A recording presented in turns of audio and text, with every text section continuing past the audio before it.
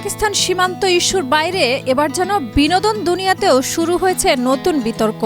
বলিউড তারকা ঐশ্বরিয়া রায় বচ্চনকে বিয়ে করতে চান, সম্প্রতি এমন মন্তব্য করে আবারও আলোচনার কেন্দ্রবিন্দুতে এসেছেন পাকিস্তানের বিতর্কিত ধর্মীয় ব্যক্তিত্ব মুফতি আব্দুল কাভি। এক পডকাস্টে অংশ নিয়ে তিনি দাবি করেন, অভিষেক ও ঐশ্বরিয়ার সম্পর্ক ভাঙলে নাকি নিজেই তাকে বিয়ের প্রস্তাব পাঠাবেন এই প্রাক্তন বিশ্ব সুন্দরী। কয়েকটি বক্তব্যে আবারও সাড়া ফেলে দিয়েছেন তিনি। ভারতীয় গণমাধ্যমের খবর অনুযায়ী ওই পডকাস্টে কাভি জানান, তিনি অভিষেক ঐশ্বরিয়ার দাম্পত্যের সমস্যা চলছে বলে শুনেছেন। তার মতে যদি সত্যি তাদের বিচ্ছেদ হয় তাহলে ঐশ্বরিয়া আমার কাছে বিয়ের প্রস্তাব পাঠাবেন। তবে তিনি এটাও বলেন যে দম্পতির বিচ্ছেদ তিনি মোটেও কামনা করেন না, তবে এমন কিছু হলে ঐশ্বরিয়া নিশ্চয় তার সঙ্গে যোগাযোগ করবেন।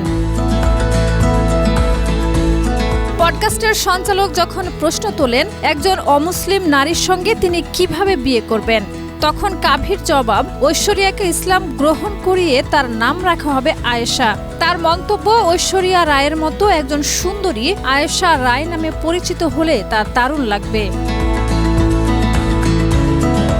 মুফতি আব্দুল কাভি আগেও বিভিন্ন বিতর্কিত মন্তব্য করে চর্চায় এসেছেন। ঐশ্বরিয়াকে নিয়ে মন্তব্যের আগেও ভারতীয় অভিনেত্রী রাখি সাওয়ান্তকে নিয়ে বক্তব্য দেন তিনি। দাবি করেন তার পরামর্শে রাখি ধর্ম পরিবর্তন করে ফাতিমা নাম নিয়েছেন, এমনকি তাকে বিয়ে করার ইচ্ছা প্রকাশ করেছিলেন তিনি। শাহিদা রুবি, মাই টিভি।